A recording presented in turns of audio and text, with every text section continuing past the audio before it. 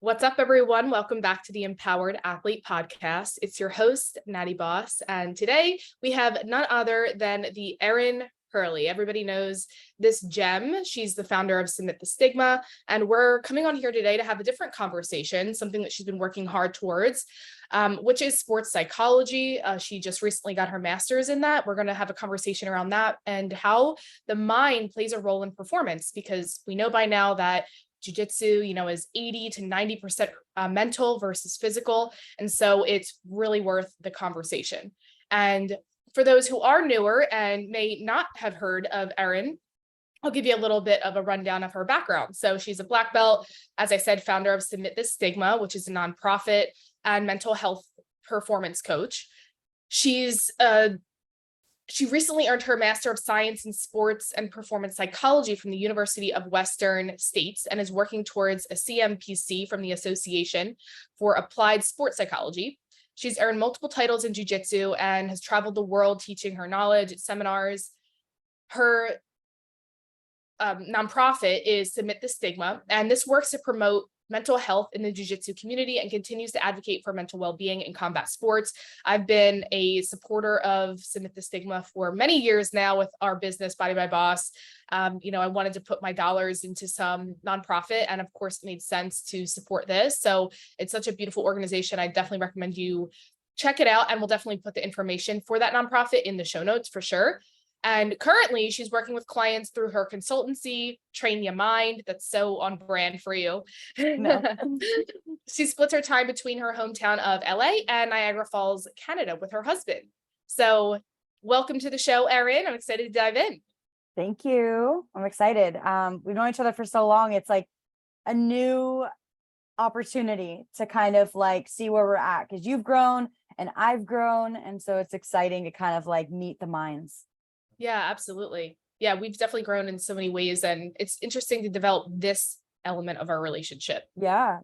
As almost colleagues, which is awesome. Yes, exactly. Like when I was a brown belt, you were like, here, let me help you cut this weight. And here, I'll just do some phone calls with you. And I'm like, oh my God, let me just vent my entire life to you. And I'm pretty sure that's what I did. And it wasn't even formal. It was just like, yo, do you need a call? And I was like, yes, yes, I do. You need to give me a call. And you would just listen to me. And I kind of think about that now when I'm working with clients, and how chill you were in terms of like, dude, I'm just looking at it like we're peers. Just what do you need? What are you stressed about? It didn't feel super formal where I was like, oh God, she's diagnosing me or anything, right? It was just a conversation. And when I felt like I had someone who cared and knew what I was talking about and could listen, like actively listen, I was like, wow, I could probably do this for someone else. When I get into my right mindset. Obviously, at the time when we met, I was competing. So I was still very active in my jiu-jitsu career. But, now that I've taken a more coaching role, it's like, man, now I'm in the stuff that I really want to do. Not just teaching jiu-jitsu, not just coaching at tournaments, but really getting someone's mind right so that they can be their best. Yeah. And the thing is, everything happens in perfect timing. And you went through all of that competition experience to be able to have all of that knowledge and wisdom, to be able to be a better coach now than you would have been then. Yeah. So it all happened in perfect timing. Right. It takes that moment of like, I've been there. I understand. Because there's intellectualizing it, and there's that logic portion where you can watch someone go through that. Like you get to the venue, you go warm up, you go to the bullpen, right? The process is there, but the process is just the outline. Like what you do, what you say to yourself, all of these aspects matter. And I wish I had that when I was competing, and I didn't. And in fact, there were a lot of red flags of like the belief systems that I had and the pressure that I felt. And if I had just had someone like, hey, don't worry about that pressure. That's not a thing. The outcome is going to happen by winning these small moments. It's not really about the outcome. I know that you want the outcome, you want the title, but really it's the how and how you're growing. And whether you win or lose, like you need to be able to take it as data and go back to the training room and just try again. Yeah, 100%. So that probably is a great segue into kind of the initial opening conversation of what got you into sports psychology to the point where you wanted to, get a master's in it and really get some credibility and expertise behind it. Yeah, that's literally the way that I wanted to get official. I wanted to be, like in the know. I wanted to have the credentials. And so everything in my life led me to this. I think, when I go into like my Facebook memories, it's hilarious because I'll just be like spitting wisdom and I had no idea what I was talking about back then. But I'd be like, this quote, man, this is the way you got to think. So I was always looking for ways to use my mind because of my mental health, issues, I guess, anxiety, depression, ADHD. I was on medication. I still am on medication. So, speaking about my journey in mental health, it made sense that, yeah, I'm going to have struggles in performance. Like you take life that's stressful enough, and then you put yourself in a performance setting where you're going to fight people. Like, that's like facing your fears. So I think that's always been my approach. It's just like face your fears, see what happens, and learn from it. And so when I was in the pandemic, I felt like, well, I can't do jujitsu. I was in MMA at the time. Can't even do the striking. The gyms are closed, all that. So I was like, I'm going to go be a firefighter. So I went through an EMT program. I read, I got licensed, everything. And then I was like, nah, that physical aspect of firefighting is pretty gnarly, and you think about like the day to day and what that looks like. And I'm like, no, that doesn't really fit me. So I want like a work-life balance, and I don't really want to work for anyone else.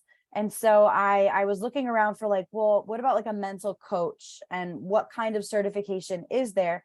And I found the program for the University of Western States, but it was really geared towards the ASP, the Association for Applied Sports Psychology.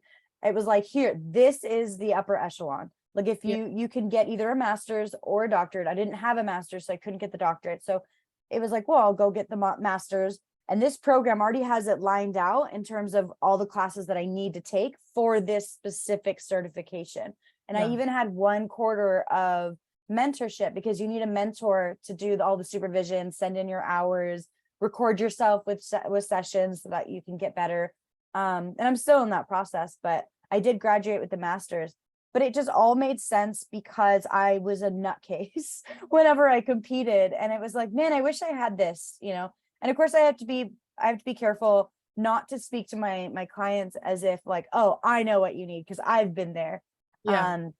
Coaching my clients as if I was coaching myself, everyone has different needs, but it just kind of took all of my skills, like journalism, being able to like kind of interview someone and get to the root of the problem. Just being able to like be chill. I don't want to be clinical. I don't want to have an office. I don't want to be like, step into my sterile room. I want people to feel comfortable. I want to work on the mats. I want to work in the cage. I want to be in there doing the thing. So it kind of all made sense. Yeah, that's awesome. And one of the things that I hear when you share your story and that I talk about a lot about is almost like alchemizing your pain into your purpose.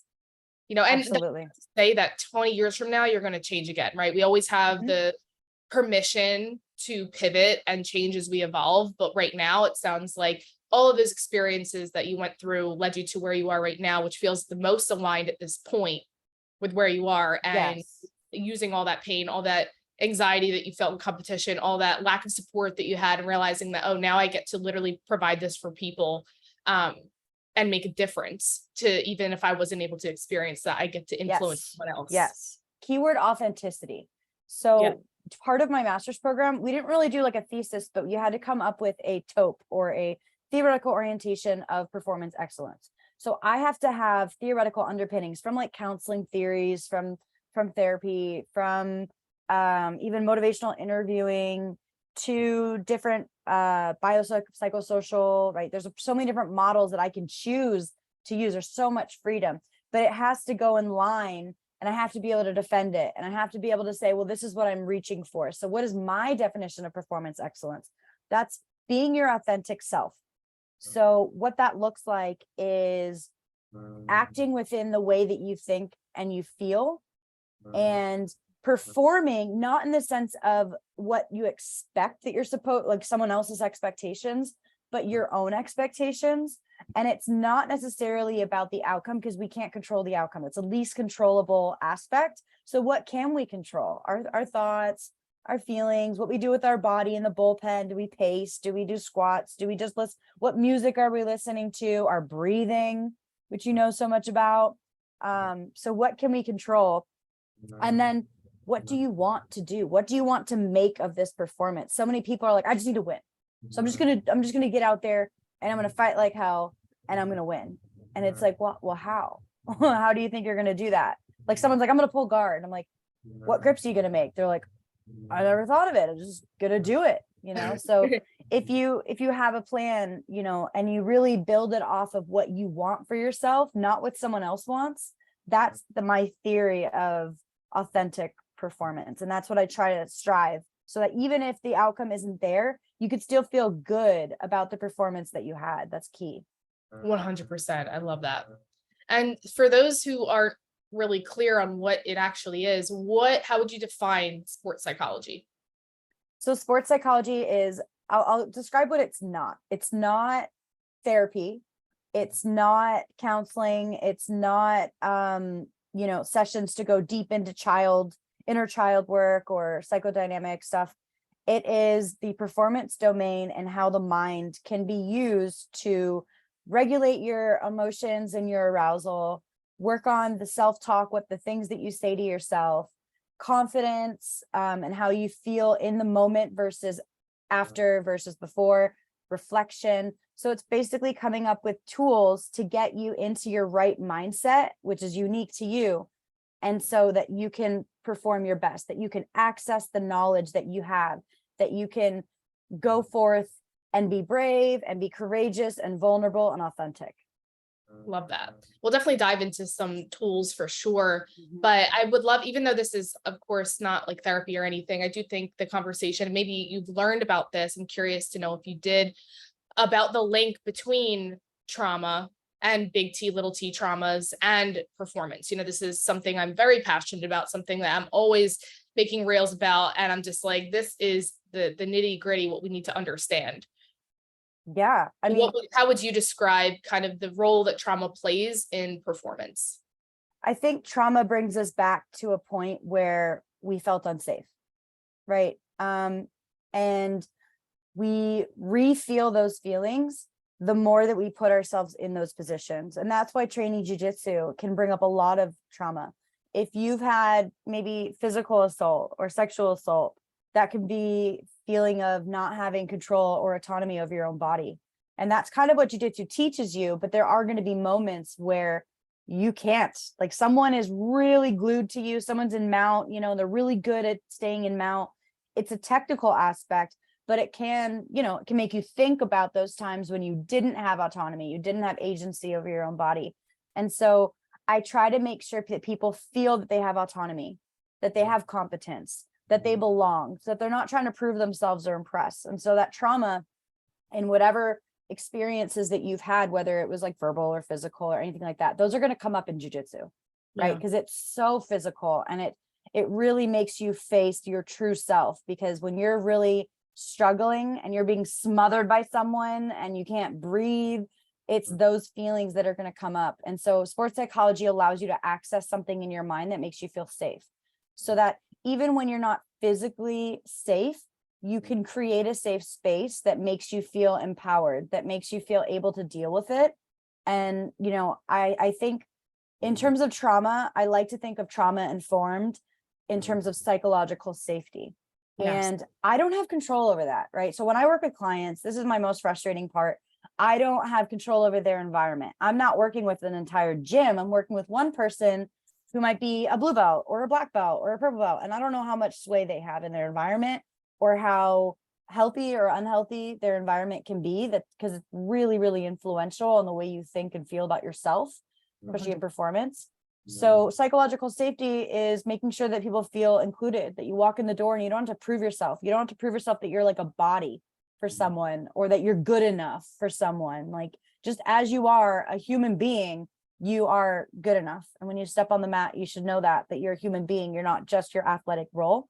And then also having an opportunity to speak up, to ask questions and not feel judged, to challenge, to say, hey, what if we did it this way? And not have these consequences of like either being publicly shamed like, oh, look at this guy, which happens a lot, even if it's sarcasm. Yeah. And so it's making sure that people feel safe enough to have a voice and to feel that they matter. Yeah, 100%. That's really good. And one of the things you spoke to that is just a term I want to bring up too is just like that physical aspect is like, that somatic experience Mm-hmm. what jiu-jitsu is, which is why it kind of connects trauma so much because so much of our trauma lives in our body.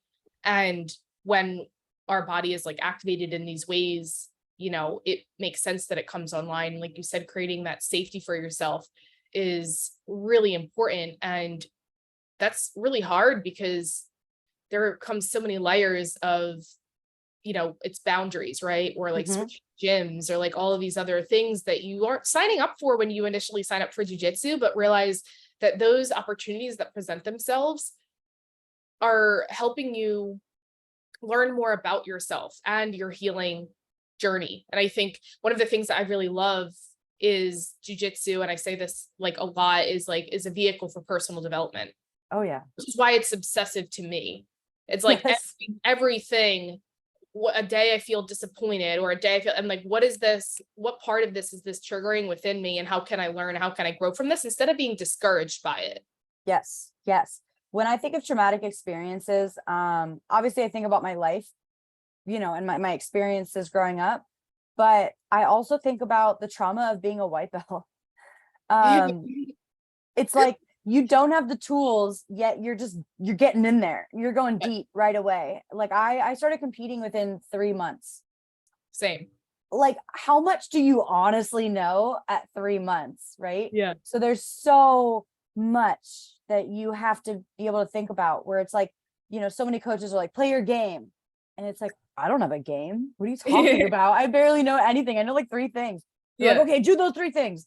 And it's chaos. It's Yeah. absolute chaos. It's scarier to go in the white belt division than it is in any other division, because there are these prescribed reactions, right? So that you can chain things to go, okay, well, when I do this, they're likely going to do this so that I can do this, right? And they don't do those prescribed reactions. They're Yeah. fighting off of intuition. And Yeah. even in the gym, being a white belt, like, remember that campaign a while back where it was like, white belt are people too? Yeah. Because I mean, it kind of was like a joke, because it was like, okay, you're still a white belt, there's a hierarchy here. But at the same time, it's like, you can learn from everybody, because a white belt may be a astrophysicist Yeah. off the mats, or a physical therapist, or a therapist, or and they're going to bring their expertise and their knowledge, and that matters. It still matters just because you're a white belt. But also, being in the deep end and not having the tools, and almost like having to freak out Yeah. because you don't have any other actual prescribed reactions, like that can be really hard, and that's really triggering. And I think that it's sort of like it's not a hazing, right? Because it's not on purpose. But Yeah. like, if you can get through the white belt phase, whether it be a year or 2 years or whatever it be, you can accomplish so much in your life, Yeah. because you have someone literally coming at you. It's how you deal with it, how you manage it, how you feel about it. All of these things are happening all at once. You're taking in all this stimuli, and it's like, wow, there's a lot going on here, which is external stimuli, which is, it could be from the music that's blasting in the gym, or the timer that's beep, beep, beep, or, the person that's trying to strangle you. But there's also the internal, right? Which is your thoughts and your emotions, and how's your heart rate and the physiological responses. And maybe you're not in the moment. Maybe you're thinking because you're triggered, right? You're thinking about a traumatic event. So there's a lot that goes on. And I think of my jujitsu journey synonymous with my mental health journey, because I did not go see a therapist until I started jujitsu, because I did not feel empowered enough. Yeah. Right. So Yeah. feeling empowered enough to go out and seek that help, because there's seeking help and sometimes there's accepting help, right? Yeah. Because those are like 2 different things. But 100%. either way, like that's a relationship with, like, am I worthy of help? Yeah. Am I going to be able to use these tools? Am I at a place where I'm going to be able to understand what I need? Like, there's all of these aspects that white belt is just chaos. And I was 21, it was 2021 when I was a white belt. And I'm a late bloomer, so I still consider myself a child at that point. So there was a lot to learn, and I have grown so much, but I owe it to that structure of jujitsu, of just trying and trying and trying and see what works and what doesn't work, and being almost bullied on the mat to being like, no, I'm going to break that grip. You will not, have a good base. I'm going to off balance you, right? Like, you have autonomy, and it's amazing when you can feel that in your life and on the mats at the same time. Yeah, absolutely. And one of the things that you said, I think, is just important to highlight, because I think so many people don't realize those physiological responses. They might notice that in the moment, but not realize like what it means as far as like a dysregulated nervous system and all of that stuff. And seeking that outside support is really important, and realizing that you don't have the tools, which is why it's so important hearing this conversation to realize like you don't have to struggle as much if you do invest in some way, whether it's reading books, whether it's hiring a coach or going to a therapist, investing in some tools to have in your arsenal to support you in your journey. I get so many people who come to me and they're like, am I too, young in jujitsu to, get this help? I'm like, are you kidding me? The sooner you get these resources, you are going to just skyrocket in jujitsu. Like, you do not have to struggle. It's just that so many people are unaware of how it impacts them, how it impacts their body, and realizing that there are resources and tools out there. And it's like, no, if you can do this now, your journey is going to be so much smoother. Like, you're still going to have ups and downs, but you're going to feel more empowered earlier on in the process. Yes. Versus like traumatized and then working through that trauma from jiu-jitsu and then finally getting to that empowerment, for sure. Yeah. It's like putting yourself in bottom side control and then like starting there versus starting with a game plan, knowing exactly how to start from the feet, not feeling unsafe on the feet, being able to pull guard or take down and have a plan. And obviously that goes also with life, is just that feeling of having your shit together. Like, even if you don't, just the feeling itself can really liberate you. And kind of, because stress is resources versus demands. What are these demands placed on you, real or perceived? So the real is, oh, I've got work and I've got training and I've got all this stress, right? Kids, husband, whatever. But also, what am I perceiving? What am I like? Do I feel like I'm not being a good friend because I haven't reached out to my friend and that's weighing on me? Do I feel like I'm not doing enough at work? Do I feel like I'm not doing enough here? Do I feel like that person's mad at me? All of those aspects are really important. But going back to the physiological responses, it's really interesting because when I work with my clients, I'll ask them, I'm like, okay, so you get there, you get to the bullpen, blah, blah, blah, blah. When do you feel it? When do you start feeling your heart racing? When do you start feeling your arousal spiking? Because you have to know, like, you have to be able to know what's going on before you can measure it or improve it or control it or manage it. And so I go, where do you feel it? Do you feel it in your stomach? Do you feel it in your chest? Do you go to the bathroom a bunch? Do you sweat a lot? Where is it? Your feet? Is it your hands? Like, I really take almost like a doctor approach of like, what are the symptoms and what are you feeling and what are the signs, And they're mostly symptoms because they're things that you feel. Someone could look totally focused, but on the inside be like, oh my God, what am I doing here? Yeah. And so I'm like, well, when do you know? How do you know? What does it look like? So when I ask those questions, it's not just me getting to know, it's them getting to know it too. They're like, wow, I never realized that. Or I love it when they're like, just talking about this, like, I'm starting to get nervous. And I'm like, that's a great thing, because now you can simulate that response and then try it out before you have to pay $150 to go compete and try it out there. Like, if you can bring up those emotions and that arousal by just thinking about it, that tells me that you've got great mental visualization and imagery. And now we've got something to work on. Yes, visualization is a word that came to mind right before you said it. That's something that I personally love to do. And I think it's so powerful, as much as it sucks, because I'm literally reliving, like, not, I would say like traumatic, experiences, but like feelings, right? Like intense anxiety or stress. And I like feel it in my chest. I feel like I'll feel my heart rate start to race. And I'm literally in the middle of the day, in the park, but I'm like visualizing. So I'm like, the more that I can do this, the more I'm telling and telling myself, like going back to that concept of safety, telling myself that like I'm safe in this moment. I'm simply just visualizing and, just thinking about something, and it's safe to do that. Like doing that over and over and over before an event helps the body and brain kind of be like, we've been here before. Yes, We know how to process this. And so yes. and then having those resources, going back to what you said, that the demand versus the resources, the more resources you can fill yourself up with that demand, that's where you can really start to come back into like that presence and that empowerment feeling, realizing that like, yeah, you're going to have all this stress demand. And if you have the resources that outweigh that, like, how to navigate it. That's what that feels like. So Yeah. I love that. Like, I've been here before. That is the most comforting thing in jujitsu. Like, Yeah. I've seen this before. I've felt this before. I know, like, I've been here before. Like, this is not new. This is not a new challenge that that I don't know how to deal with. And this could be a feeling, this could be a process, this could be a venue. Like when I go over a pre-performance routine with someone and I talk about all the different phases between getting there to the venue all the way until you shake hands for your first match. Like, we're talking about what you're going to do in each phase, so it's planned out. Like, I tell them, like, this is what you want to be thinking at that time. What do you want to add here? What do you want to add here? Okay, here you're going to have maybe more anxiety. Here you're going to have more arousal, which is good. And how you interpret it is super important. So when all these things happen, it is important that those happen because you're being mobilized for action. Those are essential to performance. And so it's how you interpret things. So if you can say, yeah, I've been here before. I know the lay of the land. I know where the bullpen is, where my favorite bathroom is, where I like to warm up, right? Especially if you've been there before. So that really adds to it, but also in the mind to be like, I've felt this before and I know how to navigate it.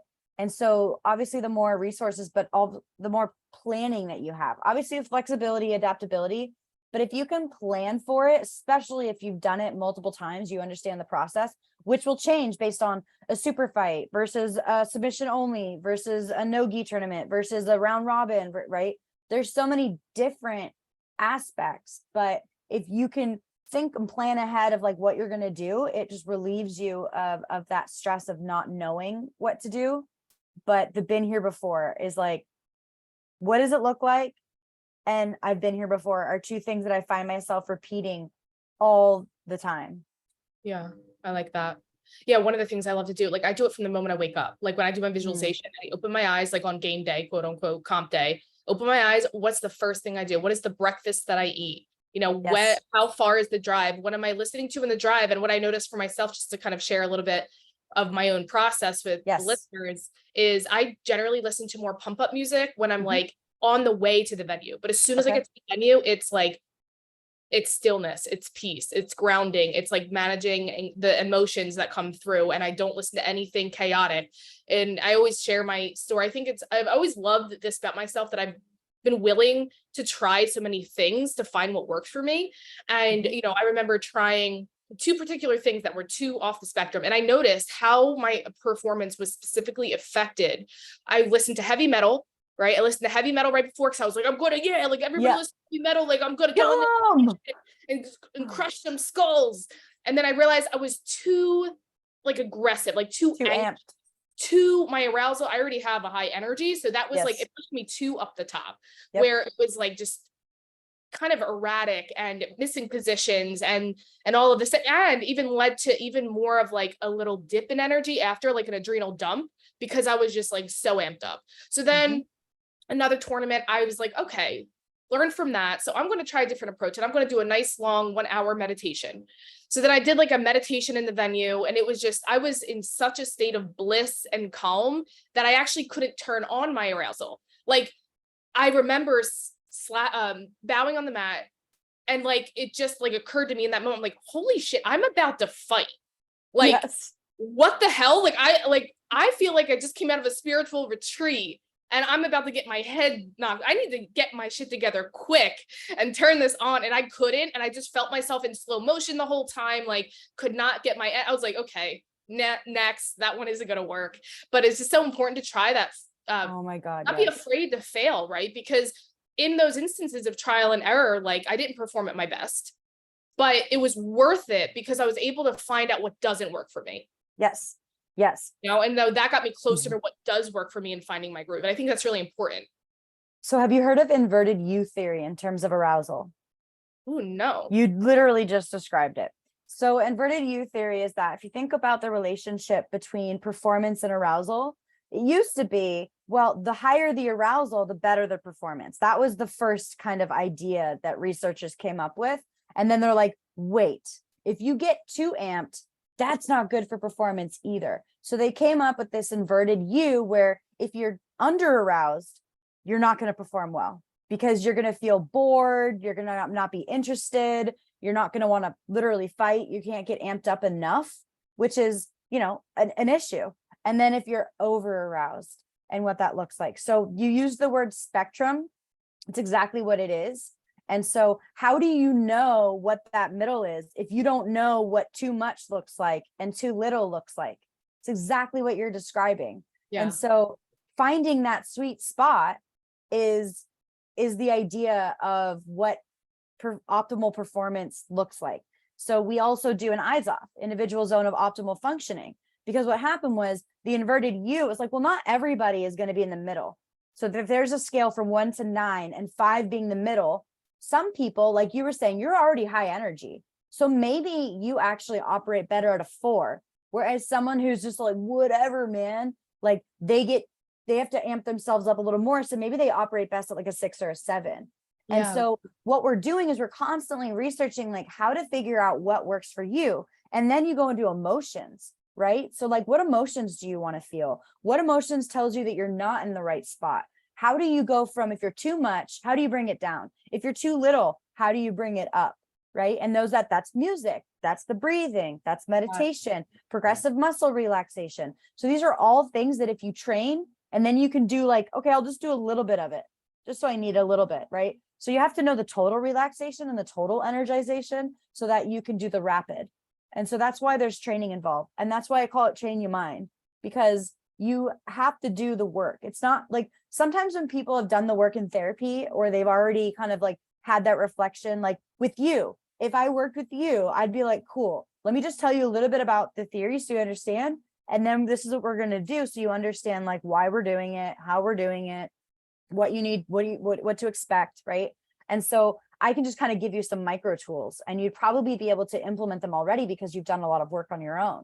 But someone who can't even describe what emotion they're feeling or can't recognize emotions in others, can't understand what it means to be over aroused. They don't even know what that looks like in themselves. So there's a lot of introspection. And I basically just interrogate people until they tell me like, what is it that you feel? And sometimes they don't know until they go do another tournament. And then they come back to me and they're like, okay, this is what that is. And so, sometimes in arousal, you can get so amped up and they call it the catastrophe theory, where it's like a cusp and you fall off that cliff.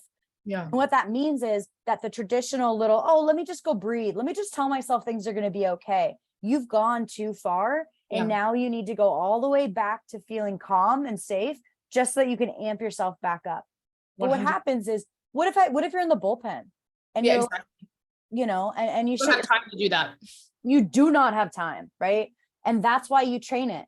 And so it's like, well, what situations can we create? And that goes back to that environment thing where I'm like, man, I wish that I could have, the contact with the coach to say, look, you need to have mock matches, or you need to have people coaching on the sidelines, or you need to create some intensity so that this person can manage their emotions in the gym where they feel safe. That way, when they go to the big stage or whatever it is, the performance aspect, they can feel like I've been here before. And I know how to bring that up in myself. Yeah. So, I mean, and you can consider not even in performance, but if you go in to do a speech, or you have to do a presentation for your job, or you have to be vulnerable with someone that you like and tell them you love them for the first time. Like all of these aspects, being in the know of what's going on and what it looks like for you, somatic and cognitive, figuring that out, that's what gives me the opportunity to say, oh, that tool is going to work. Is it going to be mind to muscle? Is it going to be self-talk is going to get your heart rate down? Or is it going to be muscle to mind, where I'm going to get your heart rate down by breathing, and therefore your mind will go, oh, cool, now I feel safe again. Yeah. So I try to ask, I'm like, do you feel it in your chest? And then you're like, oh my God, what's happening? Or are you like, oh, I'm not going to do well today, all this. And then, it drudges up all of the feelings. So Love that. that relationship, and you know more about the relationship than I do from the perspective of like mind and body. Yeah. And that's what I love about sports psychology, because I can go learn some motor science, or I can do some learn about, yoga or trauma healing or all this stuff, and it can inform my practice, because the way that I approach it, sometimes I have to tell someone, like, you're going to do this. I'm not even going to tell you, the theory behind it, because you don't even care. I'm just going to tell you, go log your arousal, tell me when your heart rate goes up, and we'll go from there. Yeah. And then other people, I'm like, tell me about the first time you, and so I get to do different things with different people and try to figure out their needs and whatnot. But it all comes back to understanding your unique expression of arousal and anxiety. And like, you think about that spectrum, it's like, what does overconfidence look like? Overconfidence looks like underestimating your opponent, going out there, not having trained, thinking that, oh, I don't need to train as much. Or underconfident. Underconfident is when you go in there and you go, even though you did all the preparation, you're still telling yourself that you didn't do enough and you're not enough. Yeah. You know, so it's always figuring out the sides of the continuum, so that you can figure out what works best for you, and we do it together. I love that. So speaking to some of those things that you had mentioned about the overconfidence, underconfidence, I'd love to hear some of in the clients that you've worked with, and maybe in your own personal journey as well, but what are the biggest mental roadblocks you see in athletes, for men and women, if you see a difference in them, as far as like the limiting beliefs, perhaps, that they tell themselves, stories that are running in the background? Yeah. So this is something that I've dealt with in terms of the culture of jiu-jitsu. And the culture of jiu-jitsu is very finicky, because you have the martial arts version and you have the sports version. And when you go to a gym, sometimes if you go to a traditional place, you bow on the mat, you do all of these things. But it really, and then other times it's just like, I don't know, I just go train with my friends, I slap the bump, whatever. So everyone's going to have a different environment, but those beliefs stem from your environment. And so it could be, leave your ego off the mat, right? And that's one of those trite sayings that we hear. However, you go with someone and they hold the tap and you're like, that's not leaving your ego off the mat, or in your case, it's like, no, it's not giving up a position because you want it bad enough. You have to have some ego, right? So saying leave your ego off the mat, but also if your coach only gives you attention if you win stuff, that tells you that outcome matters more. Yeah. So you come from a very outcome oriented kind of aspect of, like, people like to say you win or you learn. Well, you should be learning anyways all the time. And it's not really about the winning, because you could do your best and not win, and you can win and not do your best. Yeah. So I think that you should have a performance that you're proud of, right? Yeah. Like that you learned from, that you're able to do things from the training. So the limiting beliefs that most people have are that I'm going to let my teammates down if I don't perform well. I have to prove myself to my coaches and my teammates, my family and my friends, why I'm dedicating all of this time and energy into this. If I don't win, then it proves that I'm not good at it. And they're just going to be like, why are you wasting your time? Different anxieties in terms of, like, for men, you have the masculinity aspect. Mm-hmm. Masculinity says I need to go out there and maul the guy. I need to not show emotion. I need to be stoic. I need to have a firm handshake. I need to do everything in a certain way that exudes machismo and masculinity. And femininity doesn't really have a lot of place in jiu-jitsu. So in terms of gender, like, women will over feminize. So I read an article for combat sports, more about boxing, but if women are good at combat sports like jiu-jitsu, boxing, judo, whatever, then they are seen as masculine, because masculine qualities are what are required. Yeah. So you'll see women come in like with pink gloves or a pink, rash guard, or, to try to feminize, because they're trying to keep their femininity. And this is something that's really interesting, that there is science to. It's the lesbian myth. that if you are good at something that is considered masculine, which are most sports, then you are likely not feminine enough. And then they go into, oh, well, you must be, a masculine woman, or you must like females, or you must like, somehow your sexuality comes in. And so your sexuality has nothing to do with your ability to do sports, but it goes into question of, the gender and, how do you identify? And if you're able to maul people, then, that's not very ladylike of you. Yeah. Right.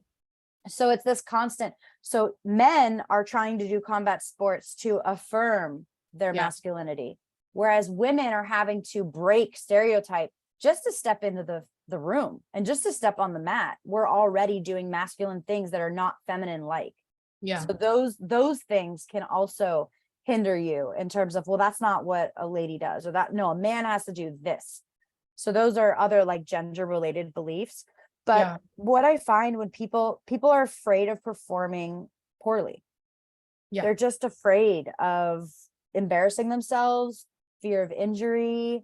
And so a lot of it is that outside expectation and that presentation.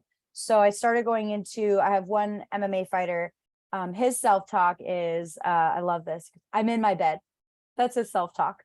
Because where does he feel most safe? In his bed. Right. And so, but you're getting punched in the face, like, dude, I'm in my bed. It's hilarious. But, when he goes out there, like, he's got to think, like, am I doing enough? Am I enough? And that's something that when he says I'm in my bed, he's going back to, oh, no, I feel okay. Like, I feel fine. I'm safe. I'm safe to make mistakes. I'm safe to err. I'm safe to vie for something and risk things. So it's really across the board, but it's so much the environment. And that's why I want to help change the culture, because if we're so outcome oriented, if winning is the only thing that matters, it becomes a means to an end. Yeah. It becomes like betraying the self, not being authentic, just doing what is expected of you or what you think is expected of you. That's hilarious to me, because people are like, no, I have to do this. I'm like, who told you that?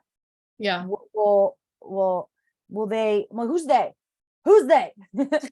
It's so fun to do that and make them question, like, where did you come up with this belief, and how can we challenge it? Questioning is like one of my favorite things ever. Like, and one of the things that, like you said, changing the culture, I think one of the most toxic things in all sports industries probably, but speaking to the combat scene, is just rest, taking rest days, sitting out a rest round, just again, with that performance oriented mindset. There's almost like, in order to perform at your best or win, you need to, just sacrifice so much of yourself. And, that's why so much of what I do is like optimizing your potential and your performance without sacrificing your well-being. Yes. Like my life mantra, because that's so what we've been taught. It's like, okay, I have a broken shoulder, a broken hip, 3 sprained fingers, and I'm not allowed to take a rest round. It's like, again, who told you that? Like, who said that? Why are we falling into that? Like, does that even make sense with how you feel? How do you feel about jujitsu, knowing that that's how you have to have that relationship with it? Like, is that motivating you to go to class, knowing that you're broken today and you still have to go 110%? You're more likely to want to not show up at all, which will stunt your progress more than showing up in a way that works with where you're at. Yes. I've been overtraining. Like, when I was younger, I overtrained a lot, because I had a professor that was like, oh, you're tired? Oh, I'm tired too. Yeah. And so it feels like guilt. It feels like shame. Yeah. So if you feel that you're not doing enough, sometimes I'll be like, well, what's enough? Is there a limit? Because you're chasing something. And how do you know if you're there? And so, and also, like, is this coming from a place of self-love or self-hate? Like, I'm not enough and I need to prove it. And I'm always coming from this feeling of like, as I am today, here and now, I'm not enough. I don't like myself. I don't like where I'm at. I want to punish myself, versus I have what it takes. Maybe I'm not there yet, but I will get there, and I will do it in a way that honors myself. like Yeah. that serves myself, right? Like I know what it feels like to get burnt out. And with ADHD, I'm much more susceptible to it. The Yeah. hard part is that I try so hard. I try so hard. Like I reek of effort. Like I try all the time. And from the outside, it might just look like I'm not. It might just look like I'm making excuses. It might just look like I'm, I could push more. And Yeah. so the thing that people love doing to me when they coach me is pushing me to do more all the Yeah. time. And as if I'm never doing enough. Yeah. And I had someone tell me that who I looked up to say a couple of things, and words are really powerful, especially when you look up to someone. And that's another thing, Yeah. putting someone up on a pedestal. That's a whole nother culture. But Yeah. of the hierarchy and I'm a white belt and you're a blue belt, so what you say goes, or I can't say no to a higher belt. Well, if that person makes me feel unsafe, then I'm going to say no. And if Yeah. that means that I get reprimanded or I get punished for doing so, or that person loses respect for me, or whatever it is, this reputation I'll have, like, no, I'm going to defend myself and I'm going to protect myself and my energy. But it's really important to be able to speak up and have that advocacy for yourself. But what was I going off before? I got really into that like aspect of it. And I'm like trying not to go hard into the paint right there.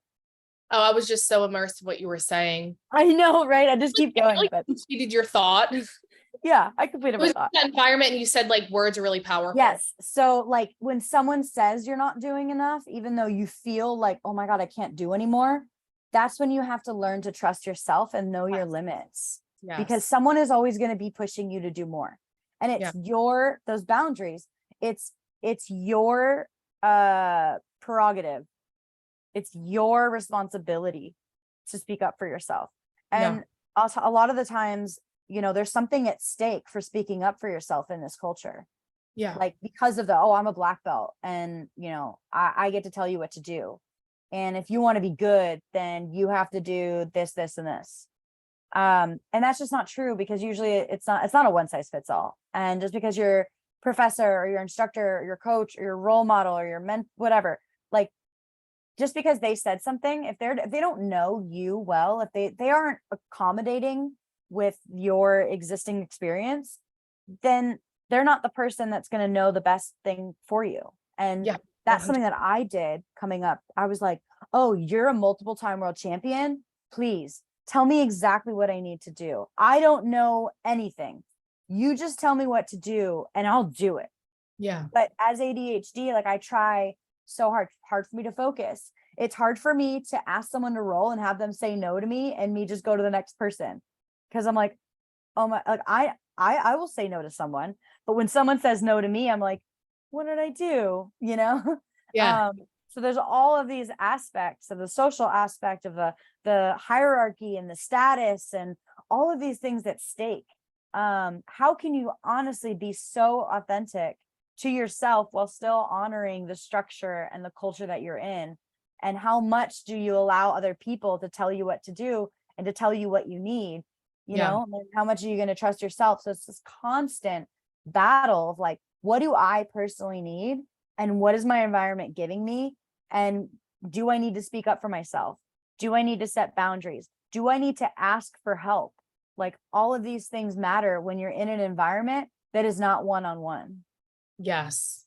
And I think that if you do all that, all your own self-responsibility work first by like setting the boundaries, and because I have a pickle with people who just like leave gyms all the time, like just leave gyms all the time. Like, I think that there needs to be some type of self-ownership first. Yes. Like you need to, are you doing your due diligence? I talk to people all the time. Are you communicating your needs? Yes. You're complaining about your coach, how he's terrible and all this, but have you ever told him what your goals were? Like he can't just assume. He has 5,200 people in his class. Like you have to communicate, you have to set your boundaries. You have to, and if all of that starts to if it becomes respected, then great, you'll start to thrive and progress. You fixed your problem. You fixed your problem, right? By taking ownership. But if that starts to, if you're showing up for yourself consistently and setting those boundaries and they're still being crossed, that's the point in time where you want to consider changing your environment, because your environment isn't accepting you in this new expression of yourself and version of yourself. It's stifling you and making you feel unsafe. So then that's the time to change. But we can't just change every time somebody says, one thing when we haven't Yes. realized that we haven't taken ownership of any of our stuff first. Right. There's so many times where I'm like, well, did you tell them that that's how you feel? Well, no, but like I gave them a look. Yeah, And I'm yeah, like, this is what I've also learned about language. Like Brene Brown, I just love her. She's very good with like figuring out connection.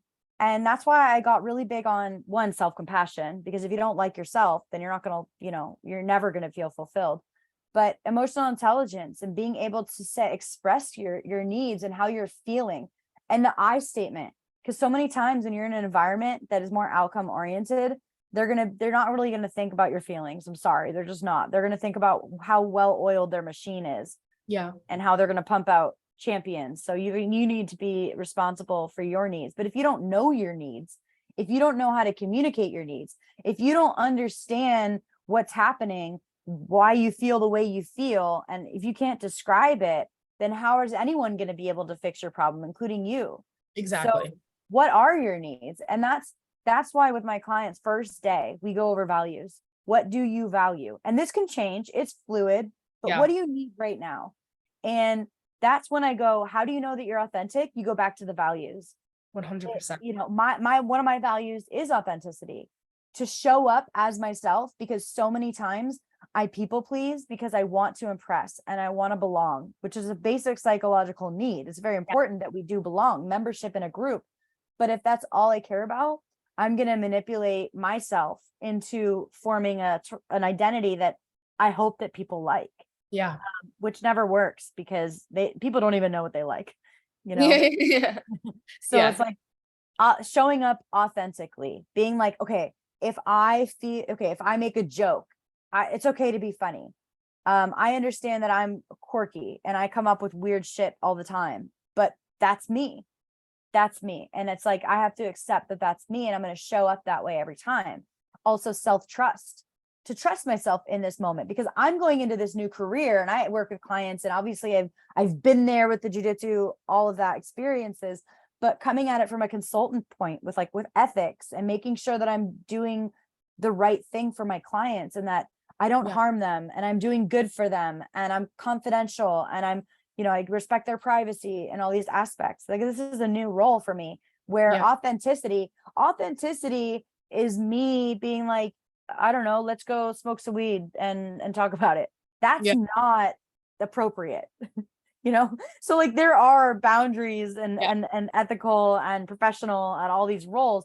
So I need to self-trust, to know that like I'm doing the right thing while also taking note of what is required of me. yeah, So yeah, and respecting that role and what someone needs me to be. yeah. Love But that. if I'm doing things where I'm like, wow, I was afraid to say something. I changed my outfit because I wanted people to like me. I didn't wear what I was comfortable with because I thought that I needed to be something else. That's when I know I'm not being authentic. And then I have to wonder, like, well, what do I really want to be doing here? Do I even want to be there? And honoring that, because Yeah, sometimes when we try to appease others, and there's times, obviously, if you go into an interview for a job, you go to a new place, like obviously, you're going to be doing some impression management, but you need to show up as you, because if you show up initially, it's like going on a first date. If you show up as a person that you don't even want to be all the time, that you have to try really hard to keep up, that's a self-betrayal. That's not something that you can uphold, and eventually that's going to break down and you're just going to be yourself, and the person's going to be like, I don't know who you are, that's not who I met when I first met yeah, you. yeah, I'd much rather be like, here I am, this is what I do, and respect that, like, I can offer things while still being myself. I can be a good training partner, I could be a good coach, I could be a good mental performance consultant while still honoring that I'm not, myself. yeah. And full disclosure and transparency on my end too. I'm sure I talked about it because I'm pretty open book, but haven't spoke about it in a while. But like when I first started social media, I was absolutely under the impression that like I had to kind of look a certain way. Like I would, like I didn't wear a lot of makeup, but just look put together. Yes. Look put together when I'm going on stories, like do my stories 50 times before I press send to make sure I didn't have any blups or burp in the middle of it. And then like over time, didn't take me too long because you literally can't hide your authentic self. Like you can't hide it. And like, I'm just that kind of person. Actually, what I'll say is the more in tune you are with your body, the harder it is to hide your authentic self, because it's just, you just feel the density of what it feels like to just not be you. And it's so Mhm. hard to live. Literally, for me Yeah. personally, it's so hard for me to like exist, to wear all these masks and to do, I'm like, Masking. show up Yes. as I am, because first of all, I'm being selfish. I want my energy back. And it's so much easier for me to literally wake up at 8 a.m., do a story that feels called to my heart. My hair is still a mess, didn't brush my teeth, and like get that message out from just this place and being who I am, and whatever. Because ultimately, I it's just gonna feel better for me knowing that I don't always have to be on and always have to be all these Mm. things. And so I started to get away from that many years ago. But in the beginning stages, I felt so much pressure to be like this certain curated persona because, quote unquote, I was a professional and therefore I had to look professional. What does professional look like? Well, let me look at all these other professionals. Oh, wow, they're wearing, stuff like I have to actually get dressed in the morning. Like, I can't wear sweats. Like, this sucks. Ew. And then I was like, it started slowly fading that away. And I will say it was in correlation with the more inner work that I did. The more Yes. inner work that I did, the less I started Yes. to give a shit. And I Why am was I doing not to the this? point Why am I of doing this for? standards, right? I still had high standards, but it was like, I need to honor myself.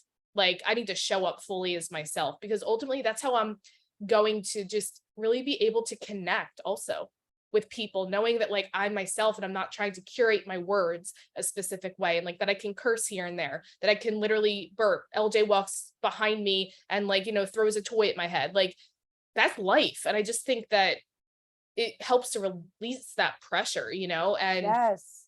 just really let your authentic self come through. And so that it's just so much nicer to just be like, oh yeah, like this is who I am, and I'm not going to be everybody's cup of tea, but I literally don't care, because those who resonate with will be in the community and those who don't won't. And I'm not here to please everyone, because newsflash, you can't. Literally. Yeah. And like we do people pleasing all the time. Especially, think about even as when you're a kid, you're like, hey mom, can I get $20? Yeah. You're always trying to manage your impressions or self-present. And obviously there are different roles, but there should be a theme in terms of how you show up.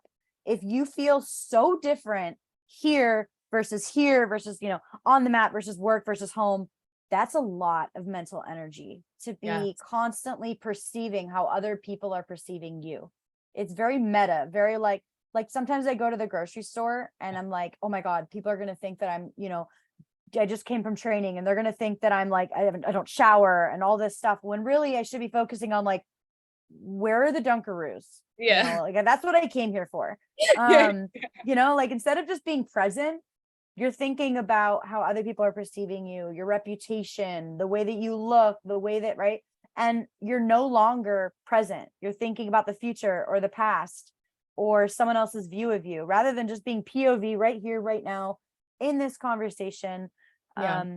Like, and that's why I like podcasts so much, because I cannot curate everything that I'm going to say. It's Yeah. got to be a casual conversation. It's got to be, authentic.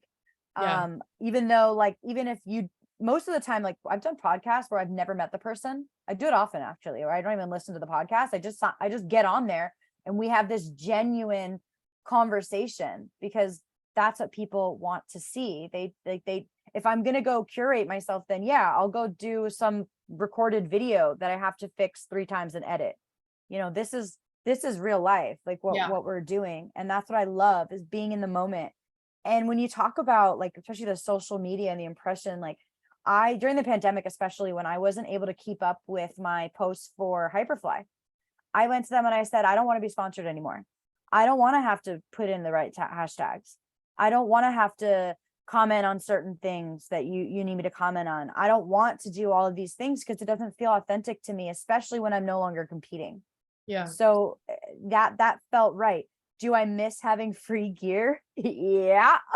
Do I miss feeling really fucking cool when they put me on there, they take photos of me and they put me out there?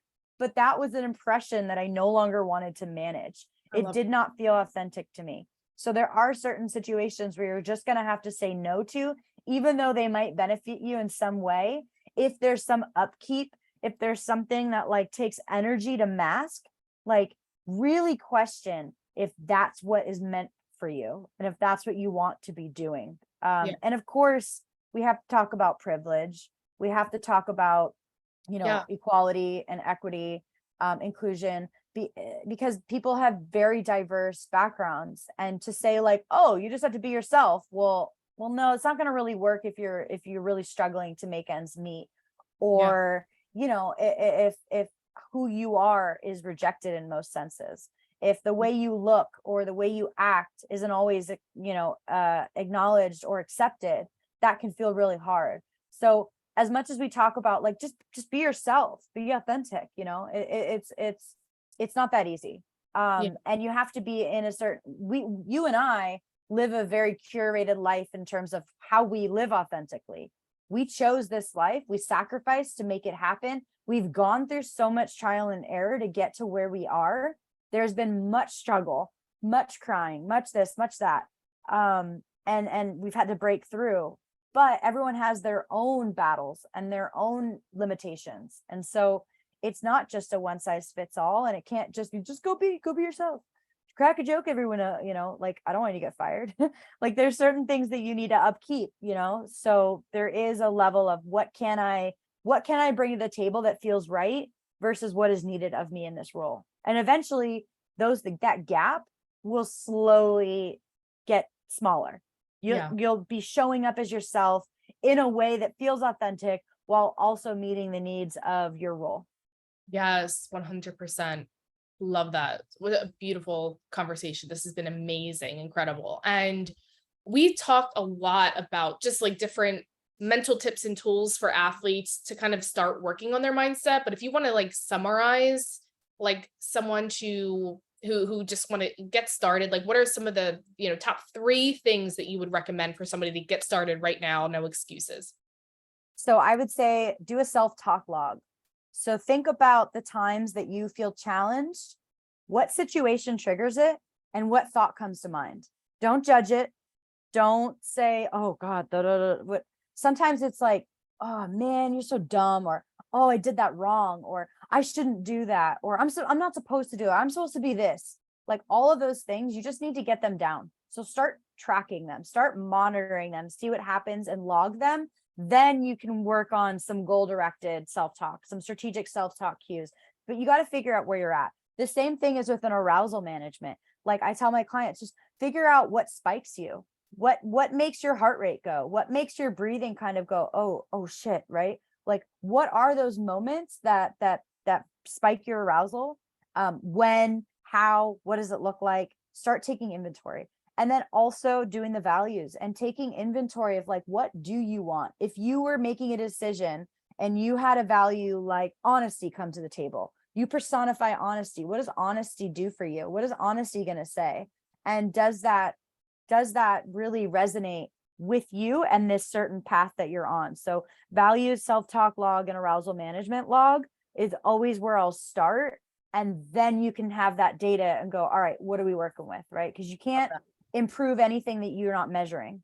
So if you can at least write it down, log it, measure it, give it a rating scale, 1 to 10, how do I feel about this and this? That's how you start evaluating your mind and being able to measure it and improve it. Love that so much. Yeah, core values is an exercise I do with my clients, specifically inside EAA. We really get clear on core values because it's just like driving a car with no direction. Mm-hmm. You're just burning gas, Exactly. burning time, burning energy. It's like you need to know like what you value, and Yeah. bring that back as your measuring stick. Like you said, like Your is what compass. I'm about to do, is this in alignment with this value that I have? And if not, how do I need to adjust it to make it Yes. more aligned with this so that I feel good about myself in that process? Yeah. So Yeah. I love those tools. It's such good advice. And we may have covered this as well, but just to kind of, for those who want to, win more competitions, quote unquote, and just develop that champion mindset, what's the one piece of advice that you would give them? One piece. Oh, that's so hard. Man, I thought about this and I was like, I'm gonna say this. And now after having this conversation, I think if you're gonna go out there, it's how do I show my best game? That's it. Yeah. So winning is a consequence.